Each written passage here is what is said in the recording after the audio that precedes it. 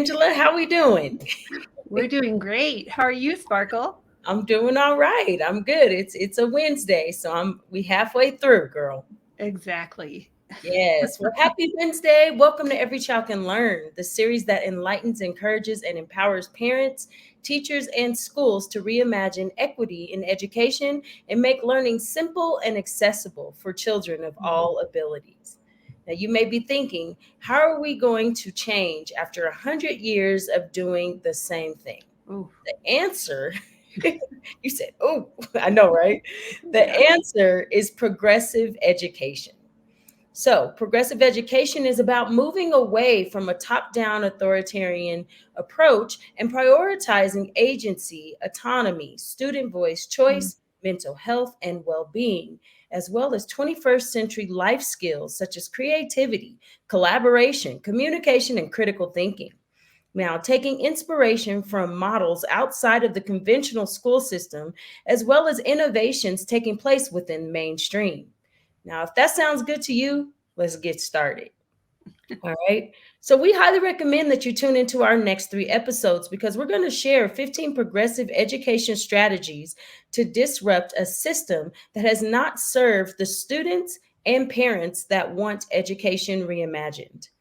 Let's get started. Now, that this is your first time tuning into our show, welcome. My name is Sparkle Lindsay, and I'm here with my friend and co host, Angela Legh. So, Angela, I asked you, how are you? But I also want to ask, how was your vacation and what did you do that was so empowering?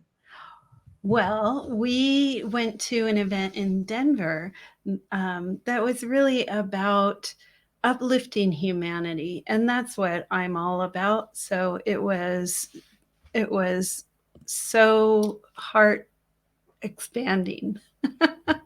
Well, that is awesome. You were in my hometown. I didn't know that. Uh-huh, Denver, Colorado. Exactly. That's where I'm at right now. So I'm sure it was beautiful. It was a beautiful weekend this weekend as well, just the whole thing. It was until we started driving home. So, the snowstorm Yes, yesterday. exactly. I was driving from the Springs when all that was going on. Yeah. Well, that is just wonderful. I'm glad you had such an empowering vacation. Thank you. Now, today is the last day of Black History Month. So who are we honoring, Angela? Well, in honor of Black History Month, we're honoring Percy L. Julian, chemist and pioneer in the chemical synthesis of medicinal drugs from plants. He was the first to synthesize the natural product physostigmine, and was a pioneer in the industrial large-scale chemical synthesis of human hormones, progesterone and testosterone, from plant sterols, such as stigmasterol and cytosterol. Fun chemical names, yay! Doing it, girl. Percy's work laid the foundation for the steroid drugs industry's production of cortisone, other corticosteroids, and birth control pills.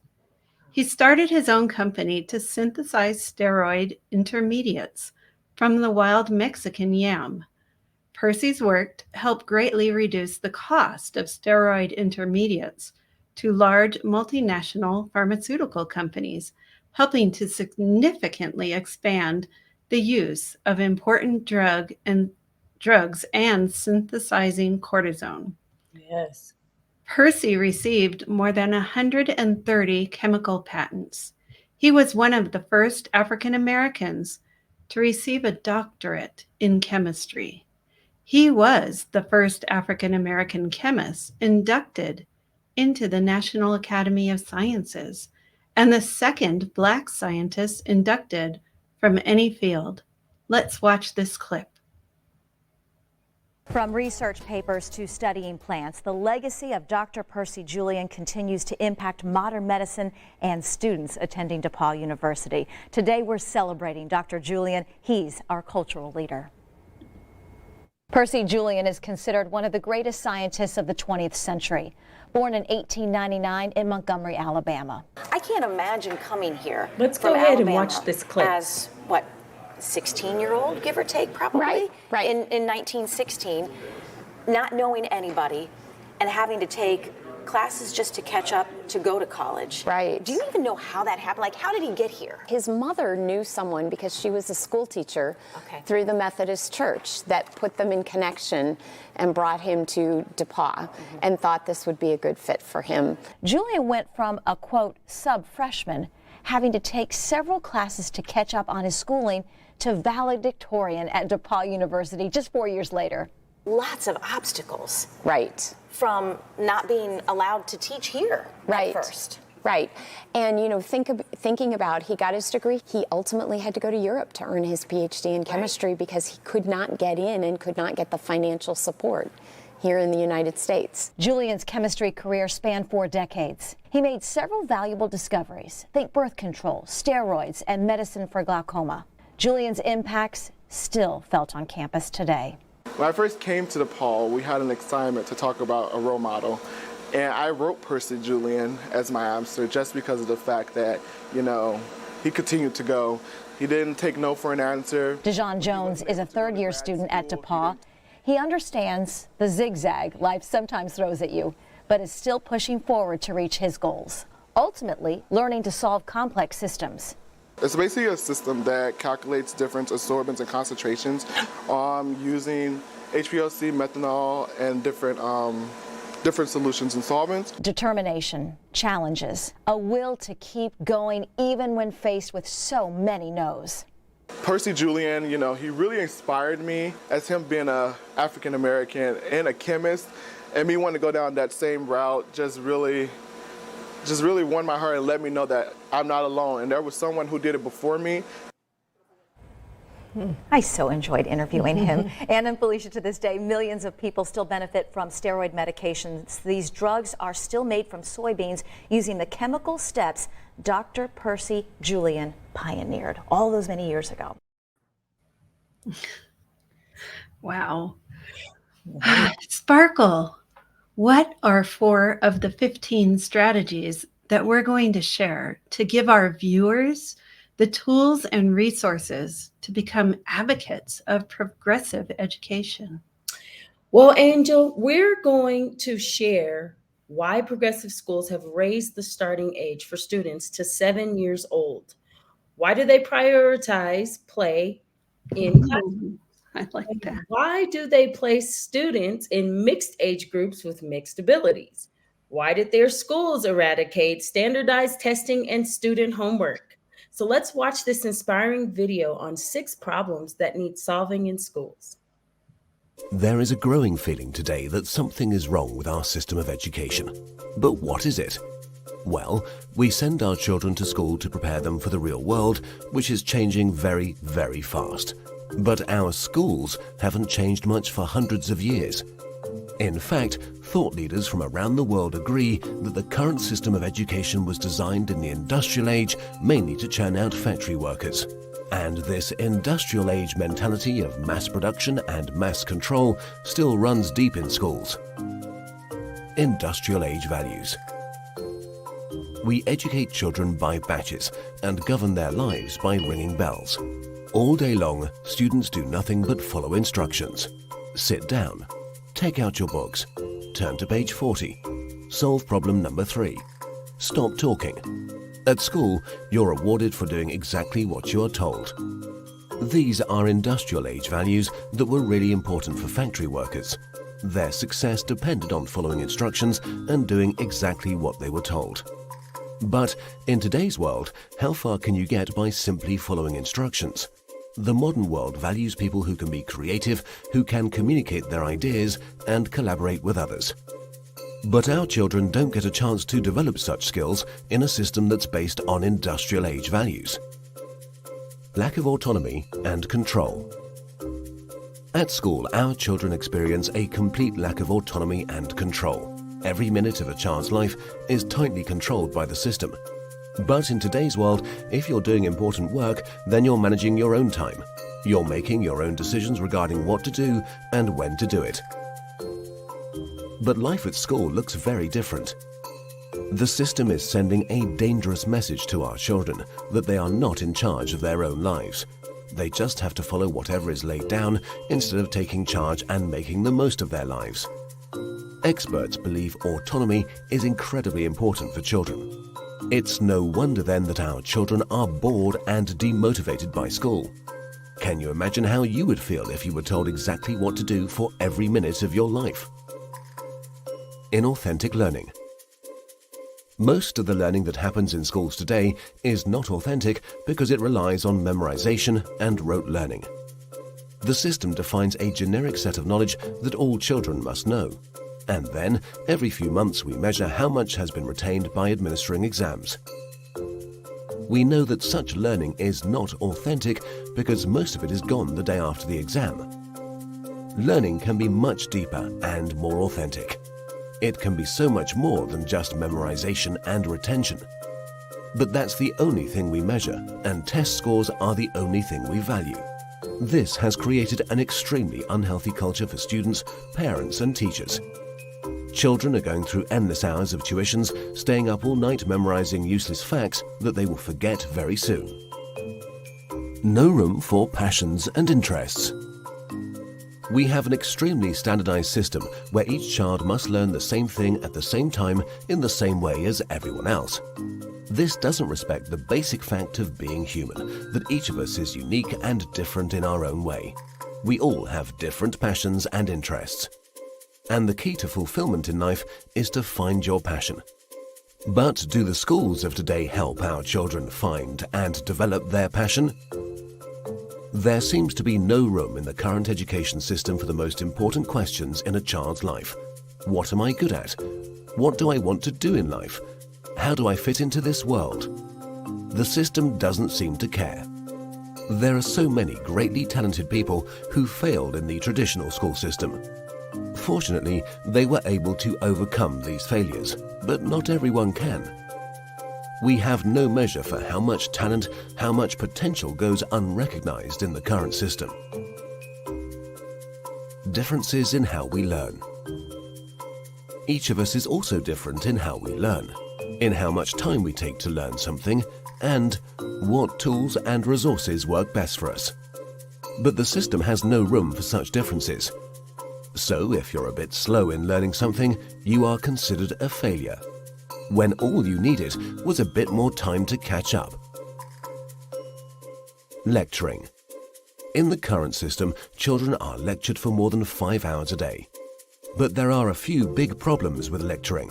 Sal Khan from Khan Academy calls lecturing a fundamentally dehumanizing experience. 30 kids with fingers on their lips, not allowed to interact with each other. Also, in any given classroom, different students are at different levels of understanding. Now, whatever the teacher does, there are bound to be students who are either bored because they are ahead or confused because they're behind. Because of the internet and digital media, our children have at their fingertips all the information in the world. Technology has made it possible for anyone to learn anything. But for fear of losing control, the system is not leveraging these incredible resources. Our system of education, which evolved in the industrial age, has become outdated and ineffective. If we want to prepare our children for the modern world, if we want learning to be effective and engaging, then there's no doubt that we need to fundamentally change our system of education.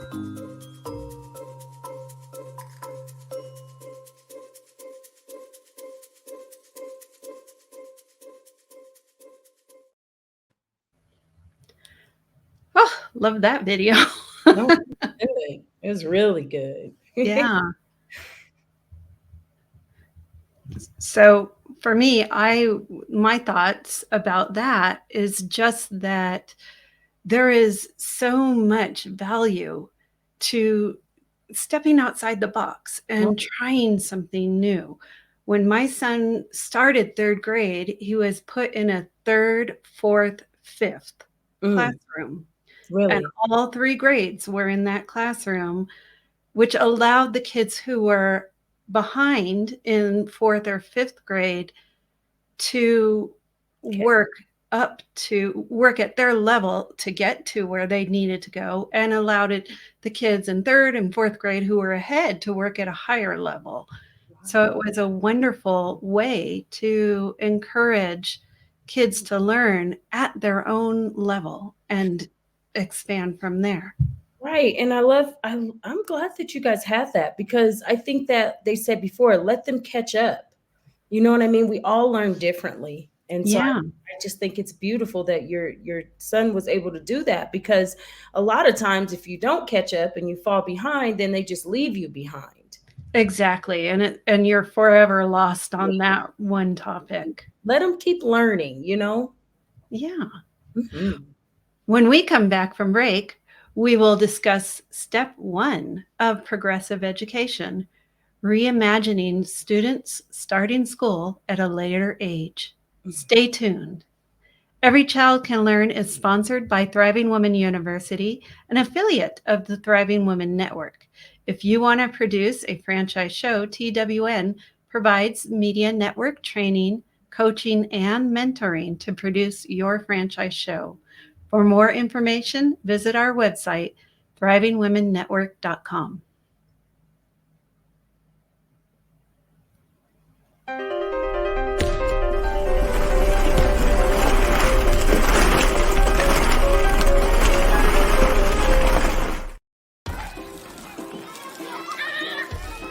The pandemic has been hard on our children's well-being, and the Scottish Greens believe we can build back a better education system that looks after them.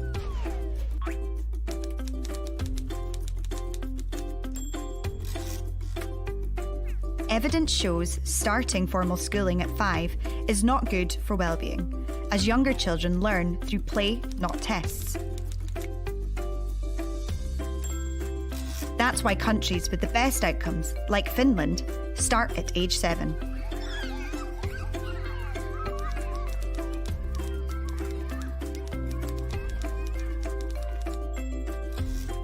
Instead, kindergarten encourages play to help kids develop, get them outdoors, and make them happy.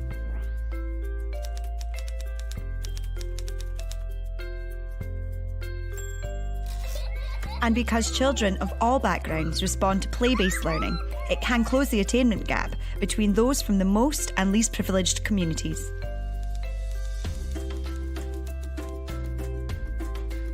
Scotland should introduce a kindergarten stage so kids start school at 7. Let's give our children a healthy, happy start in life. Their future depends on it.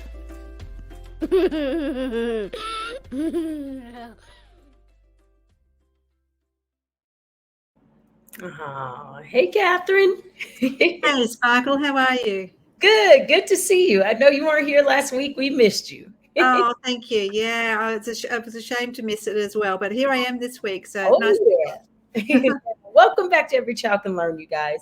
We're having a conversation on the progressive approach to reimagining education. Now, in 2013, the campaign Too Much Too Soon was led by the Save the Childhood movement. They raised awareness of the fact that children in the UK start formal learning much earlier than most countries. They felt that the value of their creative and expressive play is being steadily undermined, and that they are being exposed to a range of developmental pressures that are damaging to their long-term health and well-being. Now, this initiative provided evidence to show that there is no clear scientific research to support such an early start, but had a great deal to suggest that it may be detrimental not only to children's well-being, but also to their learning dispositions and later academic achievement.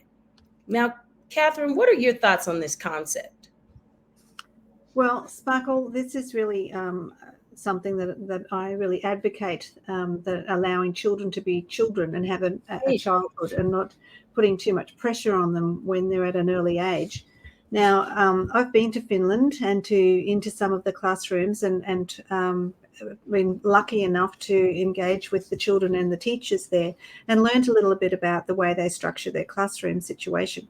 And it supports children's development, because when we look at children's hands and the bones that are developing in their hands, they're actually not even capable of holding a pen or a pencil well until they're around 7. So, we promote children, write your name, so write the letters of the alphabet, at 3, 4, whatever. And some children can do that. but some children can't. So, it's a developmental thing as well. And, as a parent, we all know that you can't make children teeth earlier than their teeth are ready to pop out. It's the same with the rest of the development. You can't make children write and be proficient and read and do all of those things just because we as adults think, okay, you're 5 now, you need to be able to do this. Right. It's a developmental thing that's all self-paced, and I think that's part of the appreciation and understanding children's development is allowing them to self-pace. Right. And I think about the things that I know now at 39 that my dad told me when I was like 23. And I was like, I don't know what he's talking about. But now I get Right, I got it. as we get older, we're always progressing, but it just takes us in our own time to find that, Absolutely, yeah, for sure, for sure. Yeah. Now, Catherine, I'm going to read the progressive strategy and get your thoughts. Okay. Progressive strategy would allow kindergarten to offer opportunities for children to play, especially outdoors. Upstart says that time and space for play is vital for physical and mental health, and that during the first 7 years, children's own self directed play underpins the development of one, physical health, bodily control, coordination, and physical self confidence. Number two, it's a personal qualities, creativity, resilience, self control, and problem solving skills. Number three is social skills, such as getting along with other children, communication skills, and understanding of the importance of rules in working collaboratively. And then four is cognitive capacities, use of language. They explore, they have common sense understanding of the world and how it works, and mathematical and scientific abilities. So, Catherine, why is this strategy important before the age of 6? Well, Sparkle, children's brains are still developing in the first 5 years of life. 90% of brain development happens in the first 5 years of life. So all of the neurons are there, but the synapses aren't necessarily joined together. And that occurs by having really rich experiences and having the opportunity to mature at their own rate. We just said that about the self-paced development. Mm-hmm. So there's a lot going on in a child's brain in those first 5 years, and all the pruning of different synapses and the deepening of the neural pathways, and it goes on and on. I could talk all day about that.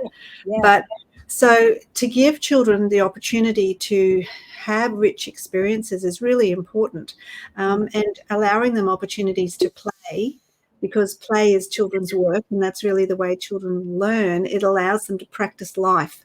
So all of those skills that you just mentioned, the physical skills, the soft skills, everything that you just mentioned, all happens when children are allowed to practice life in a play-based situation, I guess. Right. They can practice being stressed. They can practice, the worry they felt when they went to hospital. That when they're playing doctors in hospitals, they can experience using their manners and being the adult. When they're going into the restaurant, in the play-made restaurant.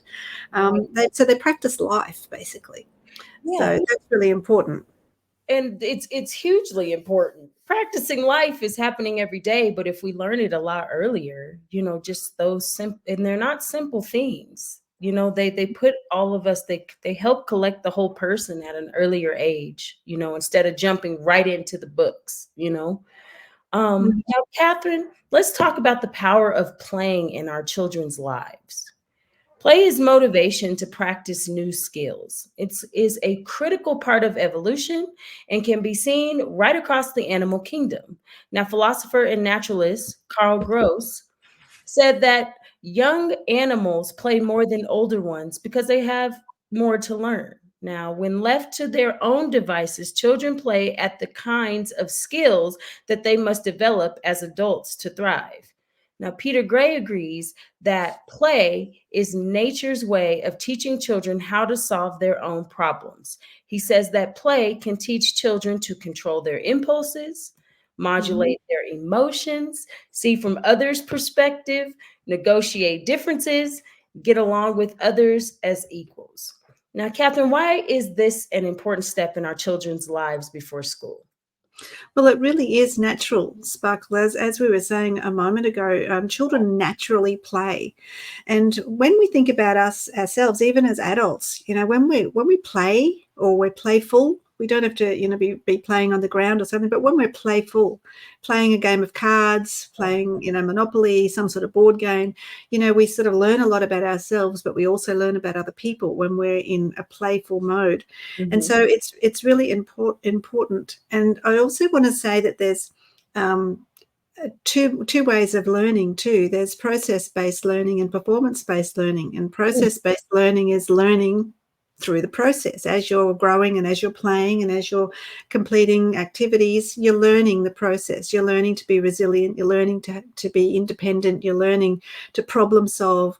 You're learning to make decisions and collaborate. All of those things are happening in the process-based learning. Performance-based learning is when the teacher or the adult is really just focused on what you can create. So, does that artwork look like an elephant or not? Because it's supposed to look like an elephant. Right. Doesn't matter how much fun or how much you learned about yourself during the process. It's the product that's important, and we don't want that. We want to have this process-based learning because that's when the learning actually sticks, and that's what happens during play. As I said before, play is about practicing life. Yes. And for parents at home and that wanting to extend that creativity and support that, allowing children to be bored is really important. So when children come to you and say, "Oh, Mum, I'm bored," or "Dad, I'm bored," that's like music to your ears. Yes. Because that means they've got to think and go and find something to do, be creative and use their imagination. So it's all really valuable stuff. Very valuable. And you know, a lot of what you're saying, even now, idle time and the gift of being, even at the age 39, and being bored, I'm like, wow, I guess I got to find something to do. And I'm like, this is uncomfortable, but there's also a place where you learn to kind of feel yourself in that. So at a young age, they can practice it way before 39, right? Absolutely. And, that adds to that sense of resilience and independence and self-confidence and self-esteem and your own self-identity, because you've been able to go off and do something independently yourself and not be bored and be creative. Yeah, and have that sense of satisfaction. So it all plays in together. Absolutely. Well, you guys, when we come back from break now, we will talk about testing in schools. Catherine, this has been a good episode so far. We're on a roll. I love it. Now, remember, Every Child Can Learn is sponsored by Thriving Women University, and it's an affiliate of the Thriving Women Network. Now, if you want to produce a franchise show, TWN provides the media network coaching, training, and mentoring to produce your franchise show. So for more info, visit our website, and we'll be back.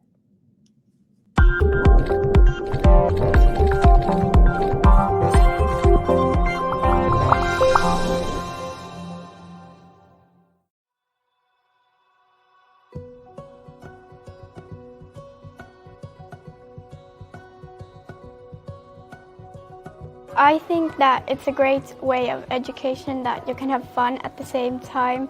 You learn much better like that than sitting in a class staring at a book. My favorite thing would be unlocking new characters, because it's kind of like interesting to see who's going to be next.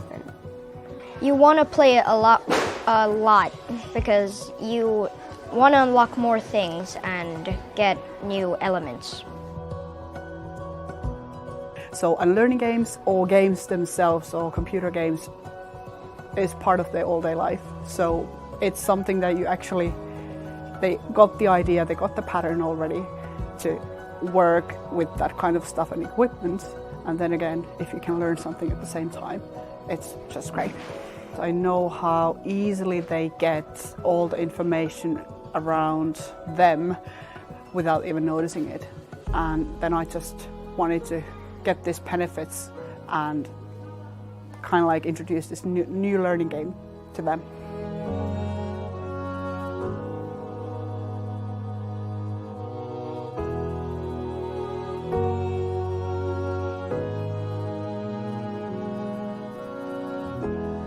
The society around us also wants to do with schools. So schools are not that separate islands anymore. We really start with the fun.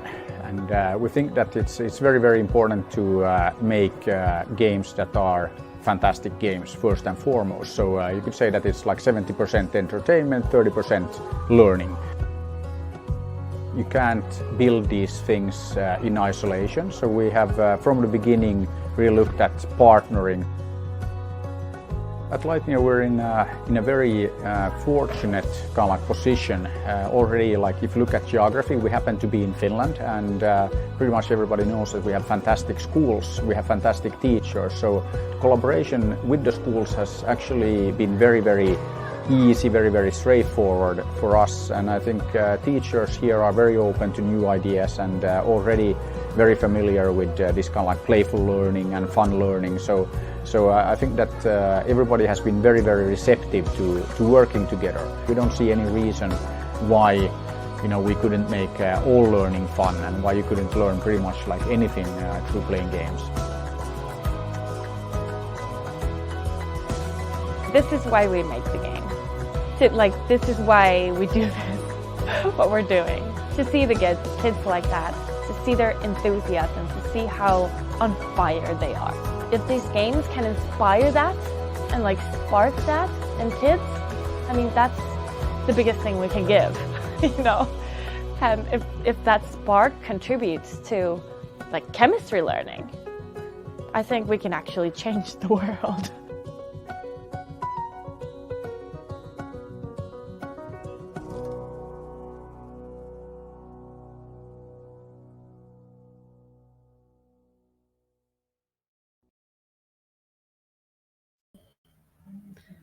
Welcome back to Every Child Can Learn. If you're just tuning into the classroom, we are talking about progressive education and how we need to make changes in our educational system to allow our kids to thrive. We discussed the strategy of children starting school at 7 years old and the need for schools to prioritize play before, during, and after school. We're going to share 2 more strategies that will empower our children's creativity. Catherine, what are your thoughts on the first progressive strategy? The first 2. Yeah, thanks, Angela. The first couple are about physical health and also the personal qualities of building creativity, and they go hand in hand. So I really liked the teacher when he was talking about playful learning in that previous clip, because that's what I call it too, playful learning. And when we're learning playfully, usually there's some sort of physical movement that takes place. We're moving around either inside or outside, and we're developing all of those personal skills that we were talking about before. So those 2 go hand in hand, I think, and are really important for us to think about when we're talking about children's learning and the way the synapses are firing and the myelination, which is a whole other conversation, as I said before. But it's about the brain maturing, and it only happens easily and naturally if children have a lot of exposure to different experiences and rich experiences that allow them to think and problem solve. And moving around is part of that. So their physical health is really important too, because they're also gaining an idea of their perception of where they are in the world and their own personal space. Yes. And I also, I write children's fairy tales, and I incorporate emotional intelligence into the story. The reason that is because children can picture themselves in the story. Instead of listening to a lecture about emotions, they can experience the emotions in the story and learn about it. That's really important, and I love that you do that. And I think with young children, developmentally, they don't have a great capacity for empathy. Children learn that, and it doesn't really happen easily until children are around 7, until their brains have matured, until about around the 7, 8 year old, and then they can really experience empathy. Before that, the way that they try and understand the perspective of somebody else is through playing and role play and being the mother or the father in the game, or the doctor or the nurse. That's how they can experience being in the shoes of somebody else, because developmentally in their brain, they're not quite capable of that at an early age. So that's why play is really important too, for them to start stepping into the role of someone else. Thank you, Catherine. And can you talk about the ideal of grouping children of all abilities? Well, that's important too, because that's called peer tutoring. So the older children can help the younger children. The younger children can sometimes offer different ideas to the older children. And having those mixed abilities allows all children to learn at their own rate. So some children may be really gifted in one particular area. So let's say mathematics. Let's say, a younger child is gifted in that. And if it's a mixed ability grouping or classroom, that child can expand and extend those mathematical skills and work with the older children in that area. There might be an older child that is not so good at literacy and reading, and so they can work with the younger children and consolidate those skills and learn those skills at their own rate. I said right at the beginning of this is all about this self-paced learning, and if it's a mixed ability group or a mixed classroom, children can do that. They can learn at their own rate, because they're not going to stand out to having to be the same as everybody else in their own year level or age range. They can be themselves. So it gives them a little bit more autonomy. Yeah, and grouping children by age can exacerbate competitiveness between pupils. Where children are compared against each other in their age groups, schoolwork can become a source of anxiety. Mm-hmm. Grouping also works against the development of cooperation, compassion, and nurturing. Research shows that mixing ages at schools has benefits for both the younger and older members of the group. Older children help the younger ones, and in this way, they learn to lead and nurture and develop a concept of themselves as mature and caring. Catherine, let's talk about the concept of standard tests and homework. Oh, gosh. You opened up a real kettle of worms there for me. A review led by Professor Robin Alexander at the University of Cambridge in 2006 was highly critical of the way tests were carried out in the UK, primary schools, and the damage they caused to children, teachers, and the schools as a whole. The Cambridge Primary Review concluded that children's experience of primary school is completely distorted by the process of targets testing, performance tables, national strategies, and inspection. It argued for a total rethink of assessment was needed. Catherine, what is your perspective of children having tests and homework? Okay, so from my perspective, testing is a moment in time. It doesn't really reflect the knowledge that children have. And usually it's in an artificial situation. So, Angela, if you and I were tested at the same time, so let's say someone was going to test our driving skills at 11 o'clock on Wednesday night. Well, I'm a bit of a night owl, so I'd probably be bright and I'd probably be pretty good, but you might not be. You might be one that needs to be in bed by 9 o'clock. So you might be a little more sluggish. So if someone was testing us, of course I'm going to do better because I'm wide awake and you're not. So it's the same thing when we're expecting children to all fire at the same time on a given day to, sit for a standardized test. It's a lot to ask. My approach is naturalistic assessment. That's my term, naturalistic assessment. And that just means that we provide learning opportunities for children through, every day, all day, and we watch. And we watch to see what their skills are, and we make notes about, they know how to, count to 20 and make those connections between how many is 15. They can actually do that rather than giving them some sort of test where they have to just rote up to 20, and then we make, we tick that off that, they can count to 20. Well, can they, or is that just memory? Do they actually know what the number 20 is all about, how to represent that, or is it just, I can count to 20? I've had children in my own classrooms when they're 5 and they can count to 100, and they're very proud of themselves because they can count to 100. But I sort of feel like, big deal. That just means that you have a really good memory. It doesn't mean you understand the concepts. So we have to be careful about what we are testing. Are we testing memory or are we testing concepts? And the way to check that is this naturalistic assessment. Give them a natural opportunity to shine and show you what they do and don't know and can and can't do. And that also takes off the pressure of Right. testing. Right. And it's authentic. Yeah, exactly.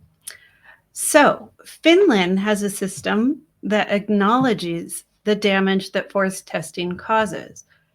Praised by many for the good education system, the Finnish government forbids testing of children younger than 8.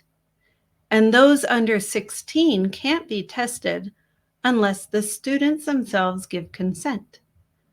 Finland still manages to top the international PISA ratings, which PISA, that proves that testing is not essential for academic success. Catherine, your thoughts? I agree. I go back to the naturalistic assessment. I think that that's more important. And you asked before about homework too, Angela. I was involved in a research project many years ago about homework, and the outcome of that was that homework was really of no benefit, because for the children who can't do the work in the class day, to give them more of that to do at home just means now they can't do it at home. Right. And the children who could do it in the school day, they just have to repeat it again at home. So what's the point? So doing something relative to the children, some sort of project work or something that's of interest to them personally was found to be much more beneficial, but not until the children got into the upper primary school or elementary school, as it's called in different areas of the world. When children are like 11 and 12 and moving into the high school time, that's when the project work comes into play, because children learn how to research, they learn how to structure sentences and paragraph a little bit more concisely and succinctly. So that's when it was useful. But this naturalistic assessment idea, I think, is more authentic, and I love that the students have to agree to be tested or not. And that goes back to our process and performance-based learning that I mentioned before too. It's a beautiful thing. Thank you for sharing, Catherine. You're welcome. Next week, we will share more progressive strategies from this research. And it was done during the COVID-19 lockdown that really shined a light on the state of our education. So Every Child Can Learn is sponsored by Thriving Women University, an affiliate of the Thriving Women Network. If you want to produce a franchise show, TWN provides the media network training, coaching, and mentoring to produce your franchise show. For more information, visit our website, thrivingwomennetwork.com.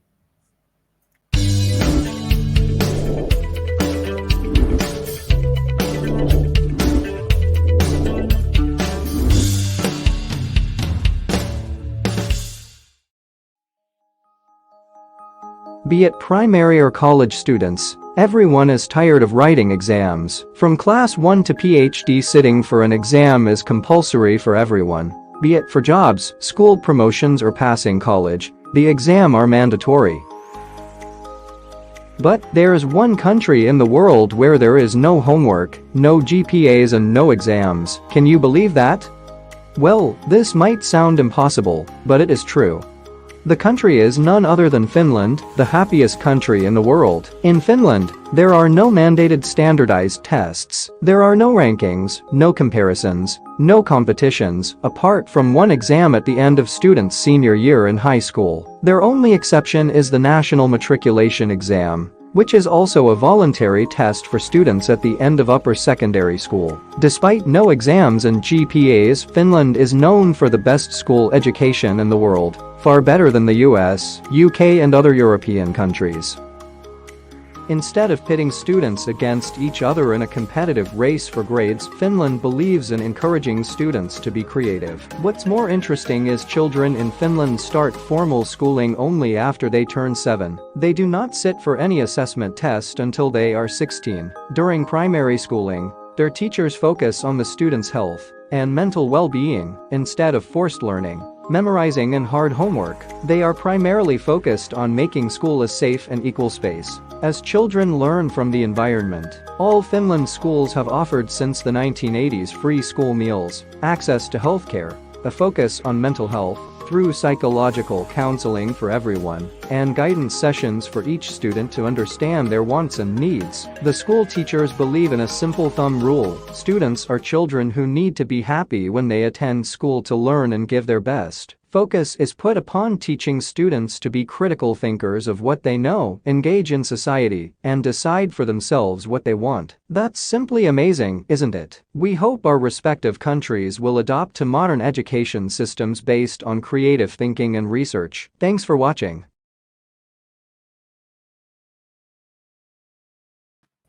All right. Well, welcome back to Every Child Can Learn. If you guys are just tuning into the show, we have had a robust conversation on the progressive approach to education. That last segment we was getting it, ladies. So we discussed 4 out of the 15 strategies to reimagine our current educational system. Now, starting school at a later age, prioritizing play in schools, placing students in mixed age groups with children of abilities, and eliminating the test and homework.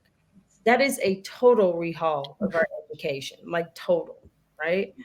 So, Catherine, summarize what we have talked about today and give us a call to action for schools on how to reimagine the progressive education. Wow, Sparkle and Angela, we've really had a lot to talk about in this episode, haven't we? And it's I think it's been really thought provoking for many of us who've got children or who have been to school ourselves. So we started today with celebrating the last day of Black History Month, and we talked about Percy L. Julian, and he was an African American scientist, if we remember, who developed medication using plants, and he developed the steroids and even glaucoma medication, which is just amazing. And it's wonderful that people are still following in his footsteps.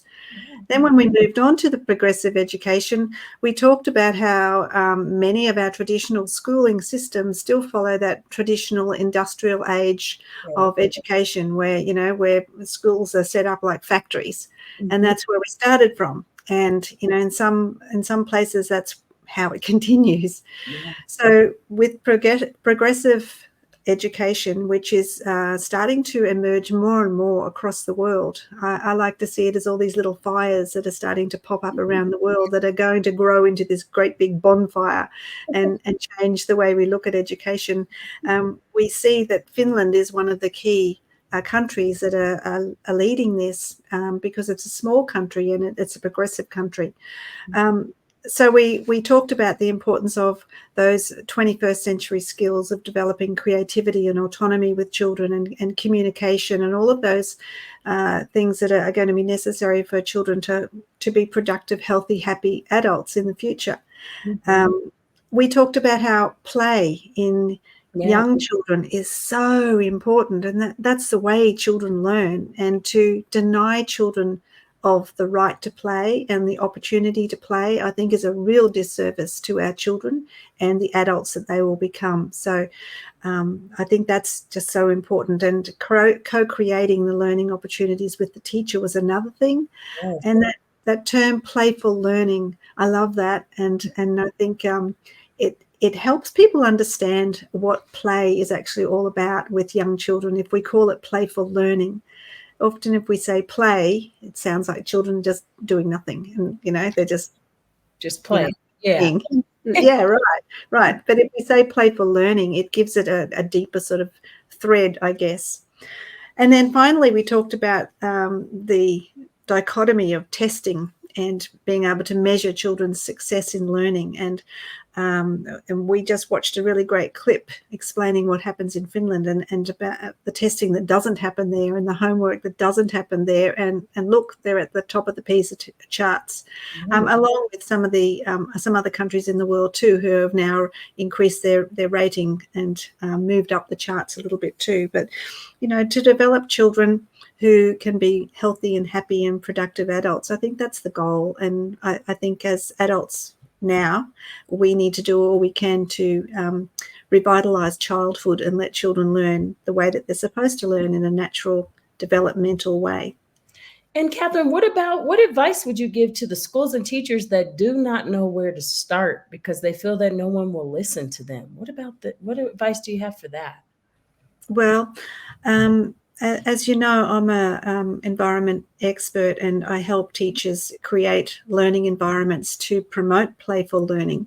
So for the teachers, I would say, let's start with just one part of your room, and let's turn it into, my pedagogy is called brain set. So let's turn it into a little brain set space, and that's activating all the learning that needs to happen in the brain through the way we set up the environment. So maybe just add a couch into the corner and make it a small little defined space so children can feel psychologically safe in that space. And let's just start with one area if you're a teacher. At home, it's a similar sort of concept at home, you know, making sure that children have a space that they can be in, and, you know, all the children together, if you've got more than one children or more than one child, or a space just for one child to do something themselves, and to give them time, your time as a parent. Just the research shows just 1 minute with your child, just saying, you know, how are those new shoes we bought? How are they going? Or what do you really think about this new puppy we've just got? You know, really talking to the children and having a conversation where they can connect and link together is important for parents to establish those deep relationships and bonds. Absolutely. So, Angela, what advice do you have for students that feel they're being left behind because their school does not believe in equity education? What are your thoughts? Well, for one thing, you can speak to your parents. You can speak to another adult who is vested in you thriving as a child. Or you could talk to your own teacher and say, you know, this isn't working for me. How can we make this work? Yes. But it's important for children to know that they can have a voice. They can speak up. They can have their parents bring them to a school board meeting where they speak about that subject. Yes. Greta Thunberg was only 13 or 14 when she started her movement. So it's not impossible for children to speak up for their own good. Absolutely. We got just a few more minutes there. What is your call to action, Catherine, to give all children equity in education? Well, I guess I have two calls to action, Sparkle, so I'm going to double up. Okay. So one is to teachers to, you know, consider how much play-based or playful learning is actually happening in their classroom, and whether children's interests and their natural abilities are being honoured, and if children do have some agency and are able to express themselves the way that they would naturally express themselves, or are they put into almost like a vice where they have to achieve, where they have to do things in a way that an adult decides how they need to do it.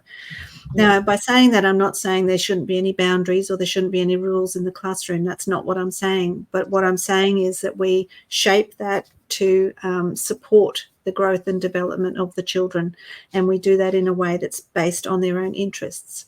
It's because we can use the children's interests to pull them into the learning and to develop the skills and to develop the knowledge that they need, but we tap into an interest. So for you, Sparkle, I don't know, maybe you're interested in, I don't know, football. So I might set up a space, just as a wild guess, might set up a space in my classroom that's got some football characters or football or, you know, something to do with football that drags you into that space. And then I might have some writing material there and some books and some different things that you could explore and you could use around that whole football idea. But I've been sort of like, it's sort of almost like secret teacher business, you know, draw you in with the interest and then, you know, build the skills. I think about what you say right now. If you were to give me a basketball while we were doing this, I would be so intrigued by it, just dribbling a ball while I'm actually learning. So I think that's really cool.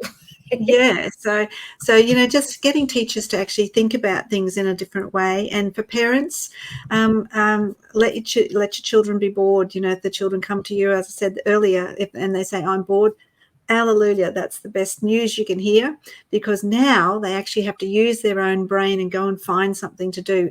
Don't give them a device. Or don't turn the TV on, you know, say, oh, well, you know, and don't take it on as the adult to say, oh, well, let's find you something to do. Right. Put it onto the children so they can develop their own independence and responsibility and, you know, build their own self-esteem. Exactly. Yeah, thank you, Catherine. Every Child Can Learn is sponsored by Thriving Women University, an affiliate of the Thriving Women Network. If you want to produce a franchise show, TWN provides a media network training, coaching, and mentoring to produce your franchise show. For more information, visit our website.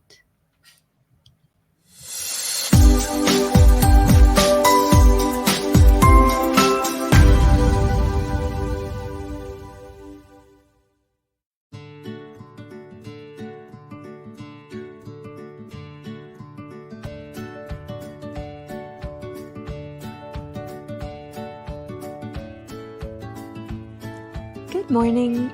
Breakfast is the most important meal of the day.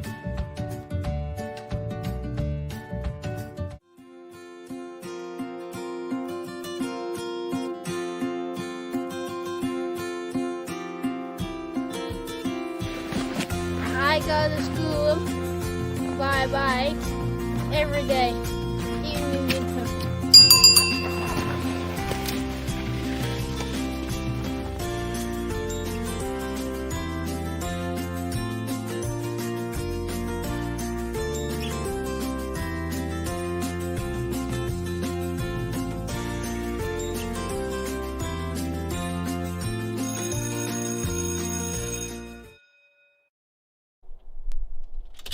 Hello, welcome to our school.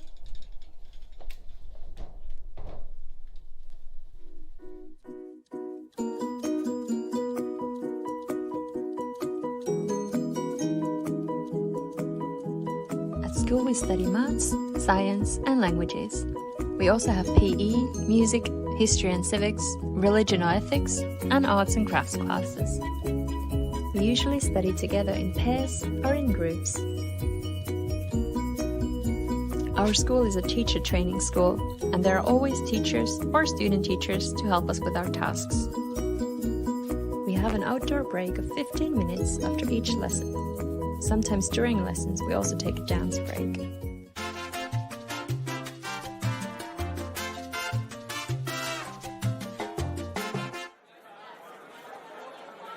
School lunch is free for all students. We eat a warm meal with salad and bread.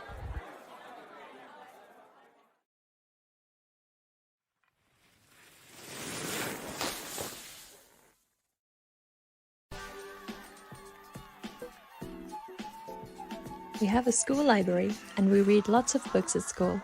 Some of us have small jobs organizing the library.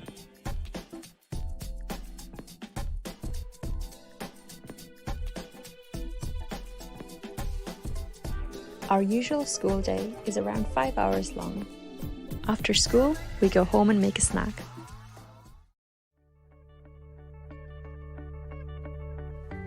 In the wintertime, the sun sets early, so we try to go outside early to enjoy the daylight hours.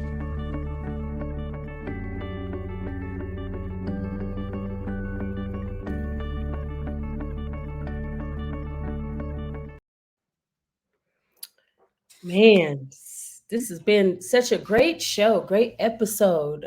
Welcome back to Every Child Can Learn, you guys. We want to thank our prime viewers from around the world for supporting today's mission to enlighten, encourage, and empower parents to recognize the impact of progressive education strategies that are reimagining education and making learning simple for children of all abilities. Now, we'd love to hear you guys' comments on today's topic by joining our Facebook group, Thriving Women TV, and telling a friend to tell a friend to tell a friend. Right, Kat? Absolutely. Hopefully you've got lots of friends. Yes. You can watch recent episodes on demand at our Facebook group, E360 TV, or our website, www.thrivingwomennetwork.com. You got anything else for us, Catherine? Well, I only wanted to add, Sparkle, that Every Child Can Learn is sponsored by Thriving Women University, an affiliate of the Thriving Women Network. If you want to produce a franchise show, TWN provides the media network training, coaching, and mentoring to produce your franchise show. For more information, visit our website. And don't forget to tune in to AMP Sports tomorrow, Thursday at 12 p.m. EST, amplifying women's sports. And Sparkle, thank you for such a great session today, learning all about progressive education. Yes, we will see you guys Wednesday. I'm Sparkle Lindsay. And I'm Catherine Murray. We'll see y'all later. Bye.